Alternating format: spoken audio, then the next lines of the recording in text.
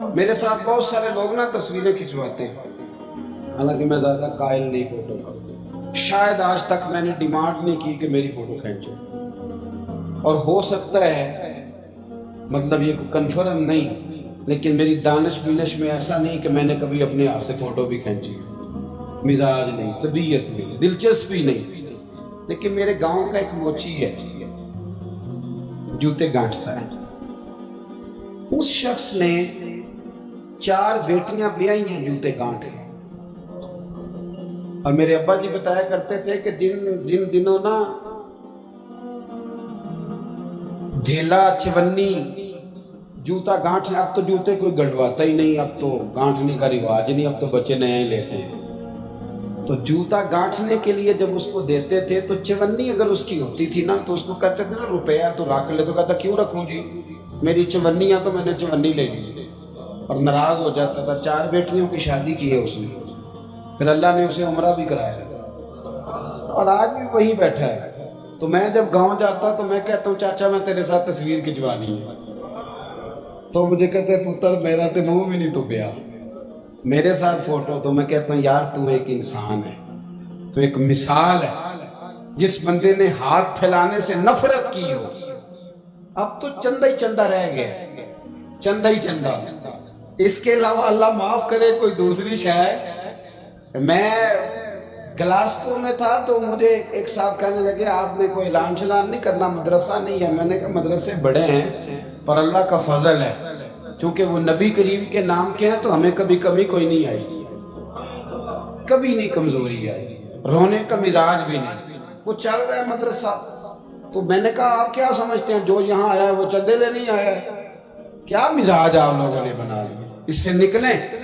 وہ بھی کوئی قومیں ہوتی ہیں جو ہر وقت ہاتھ پھیلا کے رکھتی ہیں۔ قرآن مجید نے صحابہ کی تعریف کی، لا یسألون الناس الحافا، وہ لپٹ لپٹ کر سوال نہیں کرتے۔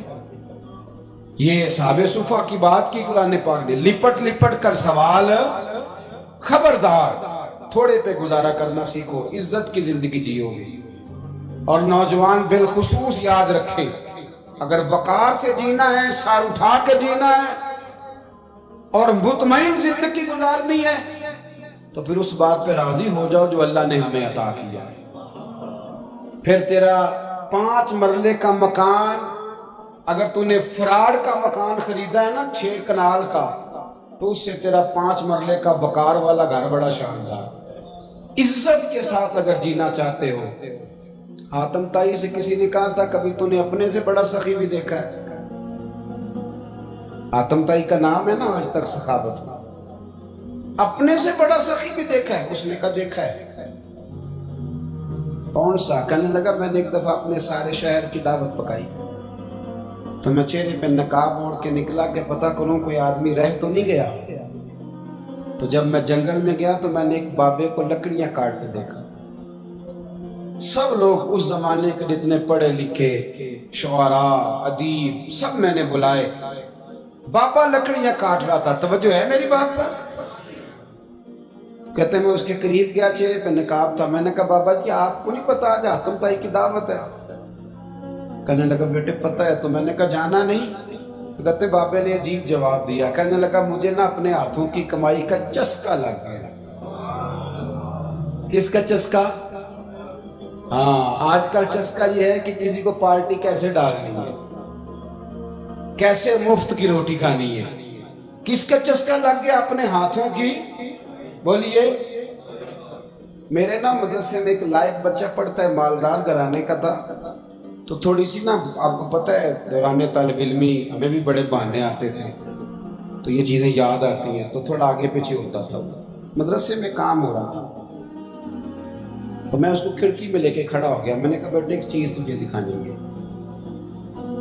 جب تیرے سامنے بھنا ہوا گوشت رکھا جاتا ہے تو نخرے کرتا ہے، ادھر بھی آ ایک نظارہ دیکھ۔ مزدور نا سویرے 2 روٹیوں کے بیچ اچار رکھ کے لاتا ہے، اور جب وہ دوپہر کو کھانے لگتا ہے نا میرے بھائی، تو وہ اچار اس کی روٹیوں کو بھی لگ جاتا ہے، پونے کو بھی لگ جاتا ہے۔ لیکن جب دوپہر کا وقت ہوتا ہے تو مٹی سے لتھڑے ہوئے ہاتھ پہلے وہ جا کے ٹوٹی پہ دھوتا ہے، پھر وہ کیا کرتا ہے کہ وہ پانی کا پیالہ خود بھر کے رکھتا ہے، توجہ میری بات پہ رکھیں، پھر وہ زمین پہ بیٹھتا ہے اور جب وہ پونا کھولتا ہے نا، کبھی اسے کھاتے ہوئے دیکھو، یوں محسوس ہوتا ہے کہ دنیا کی ساری نعمتیں اس کے سامنے پڑی ہوئی، اور ٹیبل پر بیٹھ کر 22,000 کی روٹی کھانے والے اتنا شکر ادا نہیں کرتے جتنا وہ بندہ شکریہ ادا کرتا۔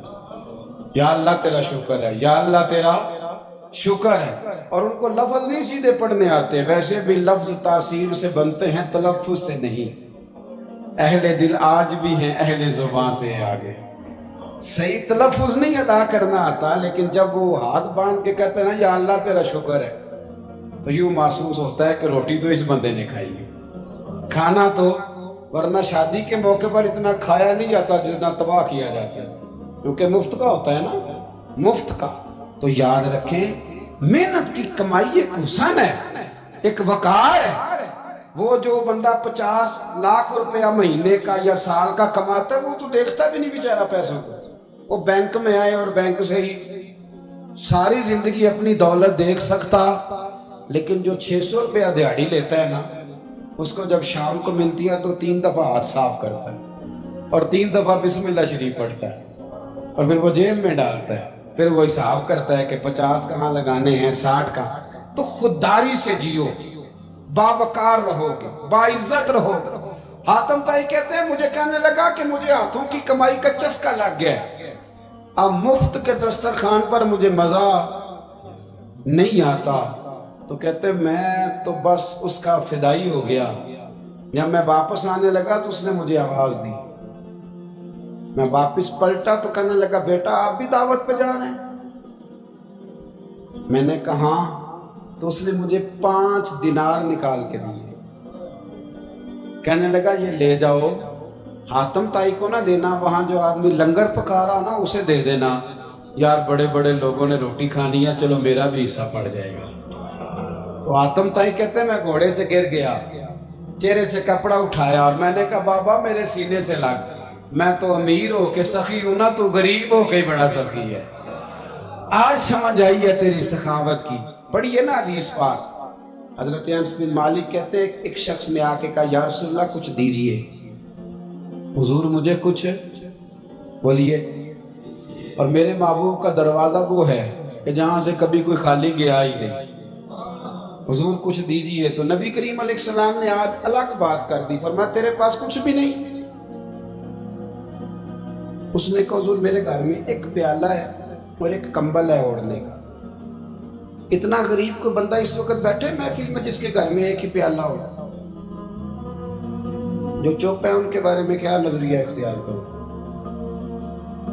کوئی ایسا غریب جس کے گھر میں ایک ہی پیالہ ہو سکے، ایک ہی کمبل ہو، لیکن یہاں بیٹھے میرے سمیت ہر تیسرے بندے کو آپ پوچھ لیں کہ حالات کیا ہیں تو کہے گا دعا کرو۔ بڑی مشکل ہے، اتنا غریب کوئی بندہ موجود، لیکن آپ کسی کو پوچھ لیں وہ کہے گا جی بس دعا کریں۔ کوئی ایسا پیر مل جائے جو مجھے اللہ دین کا چراغ دے دے تاکہ نوٹ کسی طریقے آ جائے، اور وہ نعت ہاں جو کہتا ہے کہ کون دیتا ہے دینے کو منہ چاہیے، دینے والا ہے سچا، وہ بھی کہتا ہے پہلے 25,000 دو، کوئی تو سٹیج پہ تو کہہ رہا تھا حضور دیتے ہیں، اور یہاں جب تک تیرے اکاؤنٹ میں نہ جائیں تیرا کام ہی نہیں چلتا۔ عجیب تماشا ہے نا۔ ایک صاحب نے بڑی دور سے مجھے فون کیا، کہنے لگے ٹائم دے دیں، میں نے کہا جی میں آ جاؤں گا، فارغ ہوتا ہوں تو آ جایا کرتا ہوں، مسئلہ نہیں ہے، ہم اتنے بڑے لوگ ہی نہیں، آ جائیں گے۔ کہنے لگا جی آپ بتائیں مطلب اکاؤنٹ نمبر دے دیں۔ میں نے کہا یار آپ نے غلط جگہ فون کر لیا، میں نے تو بتایا کہ وہ تو بڑے لوگ ہوتے ہیں، تو ہمیں پتہ ہے اپنی حیثیت کا، انشاءاللہ حاضر ہو جائیں گے، آپ سے بات ہوگی۔ کہنے لگے نہیں آپ کو تو کچھ بتانا ہی پڑے گا، کچھ بتائیں کچھ بتائیں۔ میں نے کہا کچھ بھی نہیں، میں انشاءاللہ حاضر ہوں گا، اللہ نے مجھے توفیق دی ہے، میں شام کو بڑی زبردست کھانا اپنے بچوں میں اچھا بیٹھ کے کھاتا ہوں، ایک گاڑی ہے جس پہ سفر کرتا ہوں، اگرچہ مکان میرا 2 کمروں کا ہے، پر کبھی اللہ تعالیٰ نے میرے دل میں یہ تمنا پیدا نہیں کی کہ کوئی بہت بڑا ہو تو گزارا صحیح ہے، میں بڑی اطمینان بخش زندگی گزارتا ہوں، تو میں آ جاؤں گا۔ کہنے لگے نہیں تہاڈی مہربانی کچھ دسو۔ میں کہا 3 کروڑ روپیہ دے چل۔ کتنا جی؟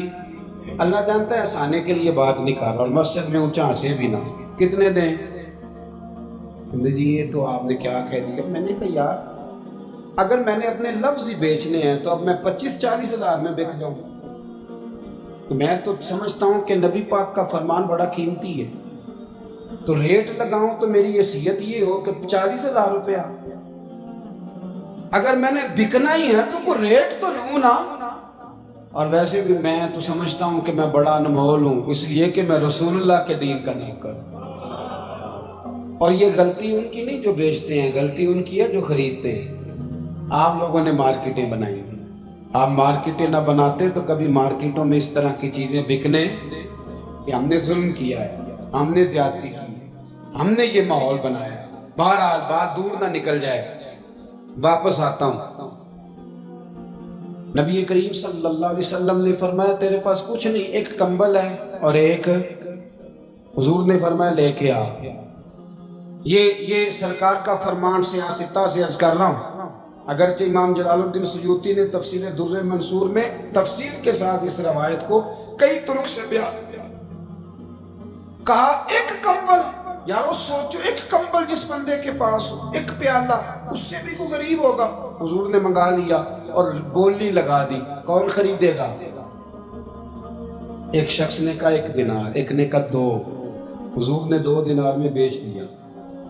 وہ بولا نہیں کہ حضور 2 ہی تو چیزیں تھی، وہ بھی بیچ دیا آپ نے۔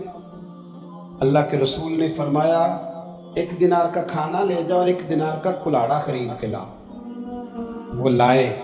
حضرت انس کہتے ہیں بندہ بڑے نصیبوں والا تھا، وہ جب کلاڑا خرید کے لایا تو اس میں دستہ میرے نبی نے دستے مبارک سے لگایا، حضور نے دستہ لگایا اور فرمایا یہ لے جنگل میں جا۔ مسلمانوں یہ میرے رسول اللہ کی تعلیم ہے، نوجوانوں غور کرو، اگر معاشرے کو سنوارنا ہے تو اس چیز پر محنت کرو۔ فرمایا یہ کلاڑا پکڑ، رسی پکڑ، جنگل میں جا، لکڑیاں کاٹ کے لا، کھا بھی اور کھلا بھی، پہن بھی اور پہنا بھی، جا۔ حضور نے فرمایا 15 دن مجھے نظر نہ آنا، جا کام کر، جا محنت کرنا ہے، اسلام کا شیوا ہے۔ آج پوری دنیا میں ہمارا کشکول مشہور ہے، دھوکہ معروف ہے۔ لوگ کہتے ہیں کہ انہوں نے ایسے ایسے، ہم نے طریقے غیروں سے پیسے نکالنے کے اختیار کیے، ایسے ایسے طریقے کہ کبھی سنیں تو شرم سے سر جھک جاتا۔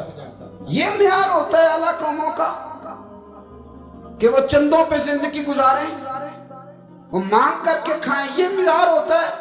کسی کونے پہ بریک لگتی ہے تو آپ دیکھیں مانگنے والے کتنے زور و شور سے آتے ہیں۔ خدا را محنت کی عادت۔ اس آدمی چلے گئے، 15 دن کے بعد آئے، یہ لفظ امام سیوطی نے لکھے ہیں۔ 15 دنوں کے بعد آئے تو حضور نے فرمایا تیرا حال کیا ہے؟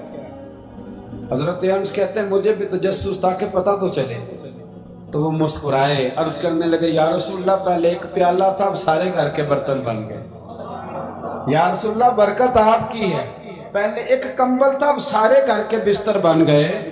اور امام سیوطی کہتے ہیں انہوں نے جیب میں ہاتھ ڈالا تو 10 دینار نکالے، عرض کی حضور رکھ لے، میں صحاب صفا کے لنگر میں حصہ ڈالنے آیا ہوں، یہ قبول کر لے مجھ سے۔